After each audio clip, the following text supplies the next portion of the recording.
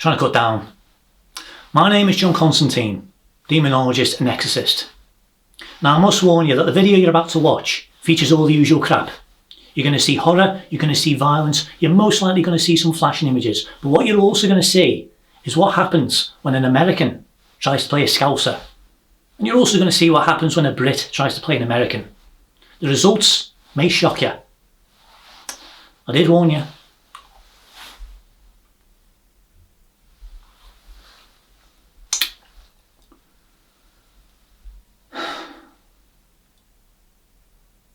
I need me friggin' ciggies.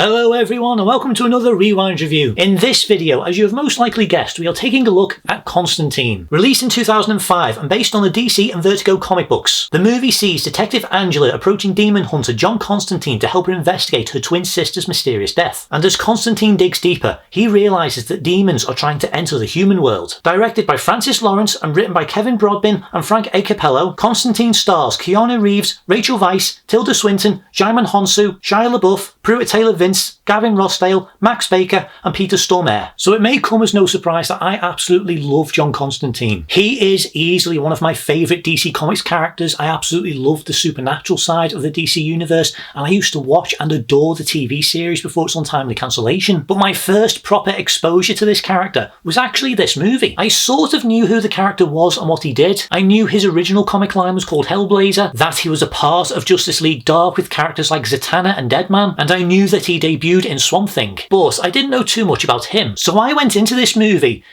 almost blind. I mean, yes, I had seen some pictures from this, I knew who was in it, and I knew what genre it was going to be. But even so, I wasn't quite ready for what I was in for. The movie sees John Constantine, the chain-smoking supernatural detective that has literally been to hell and back, being brought into a case to help solve the mysterious death of a psychiatric patient and the twin sister of Detective Angela Dodson, while battling his own inner demons which manifest themselves in the form of lung cancer and trying to get into heaven's good books. Constantine discovers that demons from hell are beginning to cross over into the human world, and that the Spear of Destiny has been unearthed. And as the mystery deepens, Constantine finds himself in direct conflict with Lucifer himself. So it's not exactly a superhero movie. Compared to something like the Blade movies, for instance, those movies did have some horror elements, but they were mainly action movies. This movie, Constantine, is a full-on horror film. This is a film that features angels, demons, the occult, supernatural entities, and a few exorcisms thrown in as well. And my god, it's good. This is not the scariest horror movie that I've ever seen, but it does have some very disturbing, very unsettling moments. And it does have its fair share of very grisly jump scares. Although, weirdly, the biggest jump scares involve vehicles. I won't lie, that first one in the desert,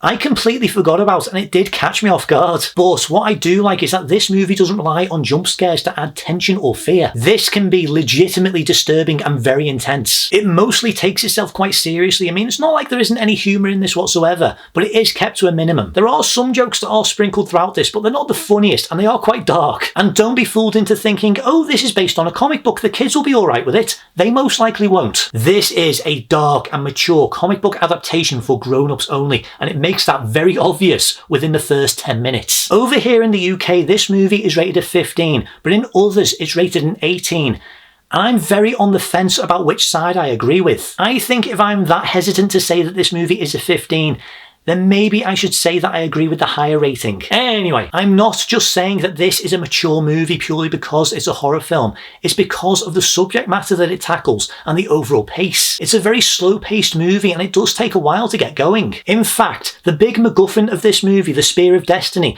even though it's unearthed at the beginning of the film, it doesn't really factor into the plot until quite a way through. It is a bit convenient that something that's been hidden since World War II is found so easily. You're saying that across that entire space of time, not one single person stood on that exact bit of wood? No, I don't buy that. But as I said, the subject matter is very dark and grown up. It deals with Constantine's cancer diagnosis and there is a very prominent presence of suicide and self-inflicted harm. Am I likely to get banned on YouTube if I mention that? We'll soon find out. It's hard to avoid talking about though when it comes to this movie because what happens to Angela's sister sets the entire mystery in motion. She supposedly jumps off the roof of a psychiatric hospital, but there's a lot more to it than that. Plus, how Angela unlocks her powers involves a bathtub. And that's a pretty uncomfortable watch. So if you are going into this movie expecting a really fun and lively comic book movie, you're going to be in for a bit of a shock. The story itself, I'll be completely honest, the first time that I saw this film, I found it quite complicated. It's not hard to follow per se, but there is a lot happening in this, and there were quite a few moments that did have me going, what the hell is going on? Second, third, fourth, etc. viewings of this movie, I do find it a little bit easier to understand. But then again, it could just be because I'm older. It's pretty standalone too, which makes for a nice change because you don't have to see anything beforehand or afterwards. It does leave the door open for a potential sequel, and I believe that one is in development. But it's been stuck in development hell for the past 20 years, so I don't know if it's going to happen. It would be cool to get one, but we'll see. Now, let's talk about the man himself. John Constantine in this movie is played by the one and only Keanu Reeves. I'll be honest, Keanu Reeves would not be my first choice for Constantine. I do personally prefer Matt Ryan's version, but I wouldn't say that he was bad. In fact, he's actually quite good. This is very much Keanu Reeves' version of Constantine. He doesn't have the blonde hair, he doesn't have the classic look, but he does capture the essence of what makes him who he is. And his costume at least does kind of look like his comic book counterpart. I mean, it's all black and no colour, but the design is there. He's a clever and knowledgeable badass on demonology and supernatural practices, but he's suffering from a crisis of faith. He's a chain smoker who's developed lung cancer, and after doing what he does for years, he is just done. I really like how his story is handled in this, how the diagnosis weighs on him and affects him, and his overall attitude and mindset when it comes to what's going to happen to him when he dies. He knows that he is pretty much destined to go to hell when he dies, but he hopes that if he does enough good, he might be able to buy his way into heaven. Problem is, that's not how it works, and I really like how that's presented and how that affects him. I will say, with Keanu Reeves playing Constantine in this movie, there are a few moments where he does give off a bit of a John Wick vibe. The big ones being when he enters the club to visit midnight, or towards the end when it gets a little bit more action-packed. And he's running through a crowd of demons, blasting left and right with a shotgun that's shaped like a cross. I don't know if that really suits Constantine as a character. He's much more likely to use spells. His spell casting in this movie is a lot closer to Gandalf in the Lord of the Rings movies rather than Doctor Strange. It's a lot more subtle and presented realistically. But that being said, some of the weapons that he uses in this movie are really cool, and they do feel like something that you might see in Hugh Jackman's Van Helsing movie. I won't lie, that movie is a bit of a guilty pleasure. Anyway, as I said, when it comes to Keanu Reeves as Constantine, he wouldn't be my first choice to play this role, but in this movie, this version of the character, I do like him, and I do think that he is good. Right, I've been putting this off. Let's talk about the accent. For those that don't know, John Constantine in DC Comics is a Scouser from Liverpool in England, which came as a bit of a shock to me initially because, as I said, this movie was my first exposure to this character. And Keanu Reeves doesn't even try the accent. Constantine in this movie is American. In fact, I don't even think they even mention Liverpool. Now, on the one hand, I do think that was a wise decision. As much as I love Keanu Reeves, we've heard him do other British accents before in the past, and he's not the best. Yes, of course, sir. If I may inquire, what in fact happened to Mr. Renfield in Transylvania? It is the man himself. Look, he's grown young. We can be married when I return. And Scouse as an accent, in my opinion, is a lot harder to get right. If you want a really good example of how to do it properly, I'd highly recommend watching a TV series called The Responder. Martin Freeman absolutely nails it. Or even someone like Kevin Novak, who does a brilliant one on Facejacker. Or if you want to hear the real thing, I'd recommend having a look at interviews with either Stephen Graham or Jodie Comer, or even the Beatles. I may not be his biggest fan, but British comedian Jimmy Carr does a really good impression, and he's even got this little phrase that he says to get into it. I'll have some chicken, a can of Coke. I've actually got my own version, and it helped with the opening skit. I'm gonna have some scrambled eggs and toast for me brekkie. I know the accent that I used in the opening skit wasn't the best, even though I do have what some other people have referred to as a John Lennon sounding accent, but I don't think it was too bad. This is all just a really long-winded way of me basically saying that I find it really ironic that the American actor playing a British character doesn't even try the accent, whereas the British actress does attempt an American one, with mixed results. But that and jokes aside, Rachel Weisz plays Detective Angela Dodson and very briefly her twin sister Isabel, and she is excellent. Angela is kind of used as our eyes into this world, as she teams up with Constantine and learns about the supernatural underworld, as well as her own abilities. She goes through quite literal hell in this movie, but she is incorporated well and believably. And this also extends to Tilda Swinton as Gabriel. She doesn't have a huge role to play in this, but it is an important one, and I do think that Tilda is fantastic. She really does have the right kind of presence for the angel, and she is really cool too, especially when she's in a white gear. That is actually a pretty cool look, to be fair, with all like the hospital tags all on her arms, and the wings look awesome. The only thing that I would say lets any of their performances down is the sound design. Overall, I do think that the sound design is really good for this movie, but it's the actual dialogue itself that's a bit of an issue. This is one of those movies where the dialogue is so quiet, where all the characters are basically whispering, but all of the action sequences, all of the music and everything else is so loud. I really don't understand why that became such a popular thing to do back then, especially when it comes to like Christopher Nolan movies. I didn't like it then, I don't like it now, and I do think that it is an issue for this movie. But outside of that, I do think that the overall sound design is good. Anyway, I think this is a pretty well cast movie with some brilliant choices outside of those three. Djimon Hounsou as Midnight.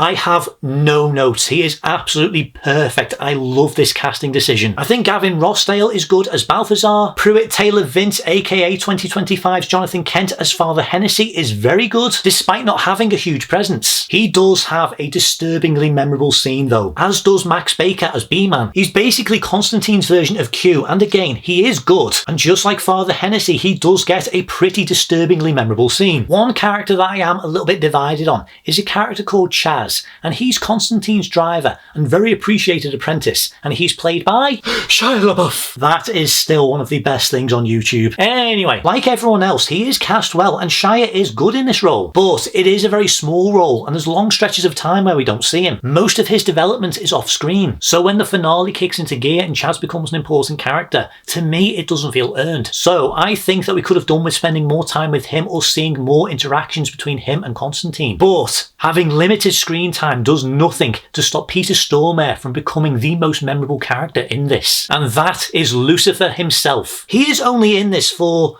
not even 10 minutes, and I would honestly say that he is one of the best interpretations of the devil that I have ever seen. And I am not just talking about DC Comics adaptations like Lucifer or The Sandman, I mean ever. He chews up scenery left and right, has this really unsettling presence to him. He is creepy, menacing and scary in equal measure, but he does have a slight sense of humour and can be kind of funny. Everything about him, from his powers to the way that he has this almost sort of uncanny look to him, is so memorable, and that also includes his entrance. Him just descending from above the screen and all that sludge just dripping off of him onto the floor, it's just, ugh. He is absolutely amazing, and it is so disappointing how little screen time he actually has in this. But as I said, it doesn't stop him from being the most memorable character in this. One other aspect of this movie that I think is amazing is the overall look of the film. It's quite muted in terms of colour, but visually, this looks really good and does feel like a horror movie. The way this movie looks really suits the tone and moody atmosphere. It doesn't feel comic booky even when it becomes a bit more supernatural. It's gritty and grimy, and the overall aesthetic of this movie really helps sell that. The cinematography is pretty decent for the most part as well. Although, I will admit, there are a few sequences and a few shots where I feel like the framing is